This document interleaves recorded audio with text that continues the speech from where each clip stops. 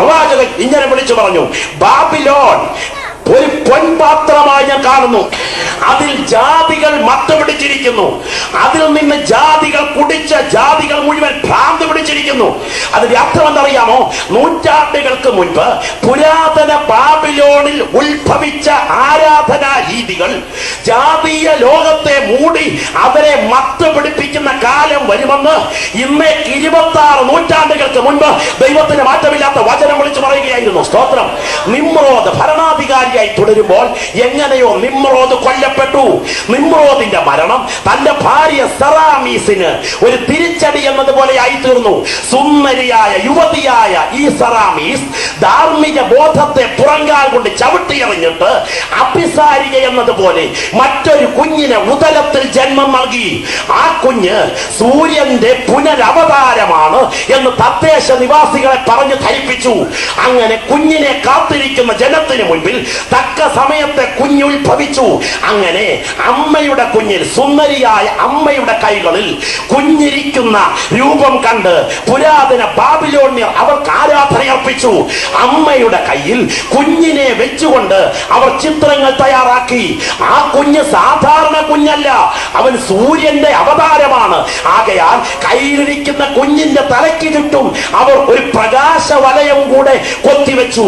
അങ്ങനെയുള്ള കൽരൂപങ്ങൾ ബാബിലോണിൽ നിന്ന് 100 കണക്കിന് സ്ഥലങ്ങളിൽ ആരാധനയ്ക്കായി പ്രത്യക്ഷപ്പെട്ടു. അമ്മയും കുഞ്ഞുമുള്ള ആരാധന യേശുക്രിസ്തുവിനെ അമ്മ ഉദരത്തിൽ വഹിച്ചതിന് ശേഷം ആരംഭിച്ചതല്ല, അത് പുരാതന ബാബിലോണിൽ ആരംഭിച്ചതാണ്. ഇത് കാണാൻ കാഴ്ചപ്പാട് പ്രാപിച്ച ദൈവമക്കൾക്കായി ഇത് രാത്രി ദൈവത്തിന് സ്തോത്രം ചെയ്യുകയാണ്. മാത്രമല്ല, സൂര്യൻ ഉത്തരായനത്തിൽ നിന്നും ദക്ഷിണായനത്തിലേക്ക് നീങ്ങുന്ന മകരസംക്രാന്തി ദിനത്തോടനുബന്ധിച്ച് ഡിസംബർ മാസം 25-ാം തീയതി സൂര്യന്റെ ജന്മദിവസം പുരാതന ബാബിലോണിയർ കൊണ്ടാടാൻ തുടങ്ങി. അത് മാത്രമല്ല, സൂര്യൻ സരളവൃക്ഷ കൊമ്പായി അവതരിച്ചു എന്ന സങ്കല്പത്തെ വെച്ചുകൊണ്ട് ജന്മത്തിന് ഒരാഴ്ച മുമ്പ് വെട്ടിയെടുക്കുന്ന ഈന്തപ്പനയുടെ കൊമ്പോ സരളവൃക്ഷ കൊമ്പോ അവരവരുടെ വീട്ടുമുറ്റത്ത് നാട്ടിയിട്ട് അതിൽ വർണ്ണങ്ങൾ അലങ്കരിച്ച് സൂര്യദേവന്റെ അവതാരത്തിനായി കാത്തിരിക്കുന്ന പതിവ് പുരാതന ബാബിലോണിൽ രംഗത്ത് വന്നു. സൂര്യൻ ഉദിച്ചുയരുന്നത് കിഴക്ക് ദിക്കയിൽ നിന്നാകയാൽ കിഴക്കോട്ട് തിരിഞ്ഞുള്ള ഭിത്തികൾ ഉയർത്തി അതിന്റെ കൃത്യം നടുവിൽ സൂര്യന്റെ കിരണങ്ങൾ കടന്നു വരുവാൻ ഒരു വൃത്തവും തയ്യാറാക്കി അതിൽ കളർച്ചില്ലകളിട്ട് ആരാധനയ്ക്ക് വേണ്ടി കിഴക്കോട്ട് തിരിഞ്ഞു നിന്ന് സൂര്യാരാധന നടത്തുന്ന പതിവ് പുരാതന ബാബിലോണിൽ നിലവിൽ വന്നു. സൂര്യദേവന്റെ അവതാരമായിരിക്കുന്ന ഈ കുഞ്ഞിന്റെ പേര് തമ്മൂസ് എന്നാകയാൽ തമ്മൂസ് എന്ന പുരാതന വാക്കിന്റെ ആദ്യത്തെ അക്ഷരം പ്ലസ് മോഡലിൽ എത്തുന്നത് കൊണ്ട് നെഞ്ചിലും നെറ്റിയിലും ചേർത്ത് ടി എന്ന രൂപം കിഴക്കോട്ട് തിരിഞ്ഞു നിന്ന് വരയ്ക്കുന്ന പതിവ് പുരാതന ബാബിലോണിൽ പ്രചാരത്തിലെത്തി. കൃപയാൽ സ്വർഗം നമ്മുടെ കണ്ണ് തുറന്ന് ഓർത്തി രാത്രി നമുക്ക് ദൈവത്തിന് സ്തോത്രം ചെയ്യുവാനായിട്ട് കഴിയട്ടെ. ദൈവത്തിന് സ്തോത്രം. പ്രിയപ്പെട്ടവരെ, സൂര്യൻ ഉത്തരായനത്തിൽ നിന്ന് ദക്ഷിണായനത്തിലേക്ക് നീങ്ങുന്ന മകരസംക്രാന്തി ദിനം ഡിസംബർ 25 സൂര്യന്റെ ജന്മദിനമായി കൊണ്ടാടുവാൻ പുരാതന ബാബിലോണിയർ തീരുമാനിച്ചു. ഇന്ന് രാത്രി ഞാൻ ചോദിക്കട്ടെ, 31,173 വാക്യങ്ങളുടെ വിശുദ്ധ വേദപുസ്തകത്തിൽ പുതിയ നിയമത്തിലോ പഴയ നിയമത്തിലോ എവിടെയെങ്കിലും ഒരിടത്ത് ഡിസംബർ മാസം 25-ാം തീയതി യേശു ക്രിസ്തുവിന്റെ ജന്മ പെരുന്നാളായി കൊണ്ടാടുവാൻ ഒരു ദിവസമോ സമയമോ കുറിച്ചിട്ടുണ്ടോ? യേശു ക്രിസ്തുവിന്റെ ജനനം ഏത് ഋതുവിലാണ്, ഏത് കാലത്താണ് എന്ന് നിശ്ചയിക്കാനുള്ള എന്തെങ്കിലും ലക്ഷണങ്ങൾ വേദപുസ്തകത്തിന്റെ പേജുകളിൽ കാണിച്ചിട്ടുണ്ടോ? ഏതെങ്കിലും ഋതുവിലാണെന്ന് നിശ്ചയിച്ചാൽ തന്നെ ഡിസംബർ മാസത്തിലല്ല യേശു ജനിച്ചതെന്ന് ഈ പുസ്തകം കൊണ്ട് തെളിയിക്കാൻ കഴിയത്തക്ക വിധത്തിൽ വേദത്തിൽ തെളിവുകൾ ഉണ്ട് താനും. സ്തോത്രം. എന്തുകൊണ്ട്? നിങ്ങൾ മനസ്സിലാക്കുക, പലസ്തീൻ നാട്ടിൽ കൊടും ശൈത്യം വർദ്ധിക്കുന്ന കാലമാണ് നവംബർ ഡിസംബർ മാസങ്ങൾ. ഈ സമയത്ത് ആരും ഇടയന്മാർ പോലും പുറത്തു പാർക്കാറില്ല. ആടുകളെ തീറ്റിക്കൊണ്ട് ഇടയന്മാർ ഒക്ടോബർ മാസം വരെ മാത്രമേ പുറത്തു പാർക്കാറുള്ളൂ.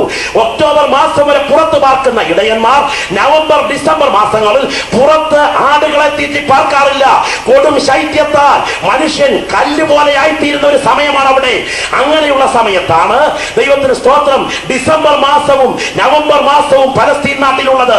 എന്നാൽ യേശു യേശു ക്രിസ്തു ജനിക്കുന്ന സമയത്ത് ആടുകളെ തീറ്റിക്കൊണ്ട് ഇടയന്മാർ പുറത്ത് കിടന്നു എന്ന് പറഞ്ഞാൽ അതിന്റെ അർത്ഥം ഒക്ടോബർ മാസത്തിന് മുൻപാണ് യേശു ജനിച്ചത്, ഡിസംബർ മാസത്തിലല്ല.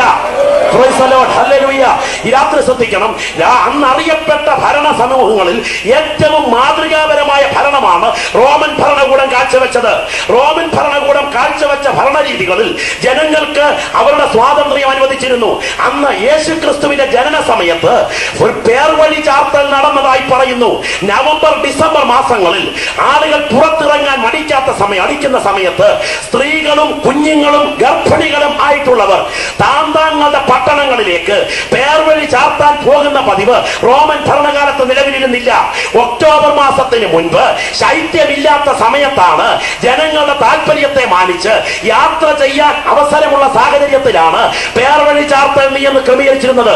യേശു ക്രിസ്തു ജനിച്ച സമയത്ത് ഇങ്ങനെ പേർവഴി ചാർത്തൽ നടന്നു എന്ന് പറഞ്ഞാൽ അവർക്ക് യാത്ര ചെയ്യാൻ കഴിയുന്ന കാലമായിരുന്നു അതെന്നാണ് അതിന്റെ അർത്ഥം. അതിന്റെ അർത്ഥം നവംബർ ഡിസംബർ മാസത്തിലല്ല പേർവഴി ചാർത്തൽ നടന്നത്. അങ്ങനെയെങ്കിൽ നവംബറിലോ ഡിസംബറിലോ അല്ല യേശു ക്രിസ്തു ജനിച്ചത്. സ്തോത്രം. നമ്മുടെ വാഴ്ത്തപ്പെട്ട കർത്താവ് ഒലിവുമല പ്രഭാഷണത്തിന് നടുവിൽ അവരുടെ ഓടിപ്പോക്കിനെ കുറിച്ച് പറയുമ്പോൾ ഇങ്ങനെ പറയുന്നു: നിങ്ങളുടെ ഓടിപ്പോക്ക് ശീതകാലത്തിലോ ശബത്തിലോ സംഭവിക്കാതിരിക്കാൻ പ്രാർത്ഥിപ്പീൻ. ഓടിപ്പോകാൻ പോലും ശീതകാലം പറ്റാത്ത സ്ഥലമാണ് പലസ്തീൻ നാട്ടിൽ, യഹൂദിയ നാട്ടിൽ. അങ്ങനെയെങ്കിൽ ഓടിപ്പോകാൻ പോലും കഴിയാത്ത സമയത്ത്, മൃഗങ്ങളുമായി ഇടയന്മാർക്ക് പുറത്ത് പാർക്കാൻ കഴിയാത്ത സമയത്ത്, നാട്ടിൽ പുറത്തിറങ്ങിയിട്ട് പേർവഴി ചാർത്താൻ യാത്ര ചെയ്യാൻ കഴിയാത്ത സമയത്ത്, കൊടും മഞ്ഞ് പെയ്തിറങ്ങുന്ന സമയത്ത്, ഡിസംബർ മാസത്തിൽ യേശു ജനിച്ചു എന്ന് പറയാൻ യാതൊരു സാധ്യതയുമില്ല. എന്നാൽ പിന്നെന്തുകൊണ്ട് ഡിസംബർ മാസം 25 യേശു ക്രിസ്തുവിന്റെ ജന്മപ്പെരുന്നാളായി സഭാചരിത്രത്തിൽ വന്നുകൂടി? 4-ാം നൂറ്റാണ്ടിന്റെ ആരംഭ സമയം മുതൽ വരെ ഇങ്ങനൊരു സംഭവം കേൾവി പോലുമില്ല. എന്നാൽ 325-ാം ആണ്ടേടിയിൽ കോൺസ്റ്റന്റൈൻ ചക്രവർത്തി ഇഥല്യ എന്ന പുറജാതീയ രാജ്ഞിയുമായി യുദ്ധത്തിലേർപ്പെട്ടു. യുദ്ധരംഗത്തിലെത്തിയതോടെ യുദ്ധം തോൽക്കുമെന്ന് മനസ്സിലായി. കുതിരപ്പുറത്തുനിന്ന് നിലത്തിറങ്ങി മുട്ടുകുത്തി പ്രാർത്ഥിച്ചപ്പോൾ അവിടെ ഒരു കുരിശടയാളം വെളിപ്പെട്ടതുപോലെ തോന്നി. ഈ ഗൗഡുകളുമായി യുദ്ധത്തിന് പോകൂ, യുദ്ധം ജയിക്കുമെന്നൊരു അശരീരി ശബ്ദം കേൾക്കായി വന്നു. യുദ്ധത്തിന് പോയി യുദ്ധം ജയിച്ചു മടങ്ങി വന്നു. യേശു ക്രിസ്തു ഒരു തുള്ളി രക്തം പോലും മനുഷ്യന്റേത് ചിന്താതെ സ്വന്തം രക്തം ചിന്താൻ ഏൽപ്പിച്ചു കൊടുത്ത സ്തുതിക്ക് കുരിശ് രക്തം ചിന്താനുള്ള ഉപകരണമാക്കി കാണിച്ചു കൊടുക്കത്തില്ല. ഇത് കൊസ്തന്തീനോസേ, നിനക്കൊണ്ടായ വെളിപ്പാടല്ല, വെളിവുകേടാ. അദ്ദേഹം മടങ്ങി വന്നതോടുകൂടെ റോമൻ മതത്തെ കൽപ്പന കൊണ്ട് ക്രൈസ്തവ മാർഗമാക്കി മാറ്റി. അവിടുത്തെ ആരാധന ഇവിടുത്തെ ആരാധനയാക്കി മാറ്റി. അവിടുത്തെ വിശുദ്ധ ദിവസങ്ങൾ ഇവിടുത്തെ വിശുദ്ധ ദിവസങ്ങളാക്കി മാറ്റി. അവിടുത്തെ ആരാധനയുടെ മർമ്മപ്രധാനമായ സ്ഥാനത്ത് വരുമ്പോൾ തീയും പുകയും മണവും മണിയടിയും ഒക്കെ വെച്ച് ആരാധനയെ അലങ്കരിച്ചത് ഇവിടുത്തെ ആരാധനയിലേക്ക് മാറ്റി കയറ്റി. എന്നാൽ ഇന്ന് രാത്രി കൃപ പ്രാപിച്ച ദൈവമക്കൾ വിളിച്ചു പറയുന്നു: എന്റെ ജനമായുള്ളവരെ, അവളുടെ പാപങ്ങളിൽ കൂട്ടാളികളാകാതെ, അവളുടെ ബാധകളിൽ ഓഹരിക്കാരാകാതെ അവളെ കൊണ്ട് പുറപ്പെട്ടു പോരുക, പുറപ്പെട്ടു പോരുക. ദർശനം പ്രാപിച്ച് അബ്രഹാം കൽദയരുടെ ഊരി വിട്ടിറങ്ങിയെങ്കിൽ, കാഴ്ചപ്പാട് പ്രാപിച്ച രൂത്ത് മോവാബിനോട് യാത്ര പറഞ്ഞെങ്കിൽ, അഭിഷേകം പ്രാപിച്ച സ്ത്രീഹന്മാർ പാരമ്പര്യത്തെ പാടെ പരിത്യജിച്ചെങ്കിൽ, കാഴ്ചപ്പാട് പ്രാപിച്ച പൗലോസ് പഴയതിനോട് വിട പറഞ്ഞെങ്കിൽ, കൃപ പ്രാപിച്ച നീ കൃപയില്ലാത്തവരുടെ ഇടയിൽ കിട്ടിയ നിത്യജീവനുമായി നിൽക്കാൻ ദൈവം അനുവദിക്കുന്നില്ല. കൃപ പ്രാപിച്ച നീ കൃപ പ്രാപിച്ചവരോടുകൂടെ ആരാധിക്കാൻ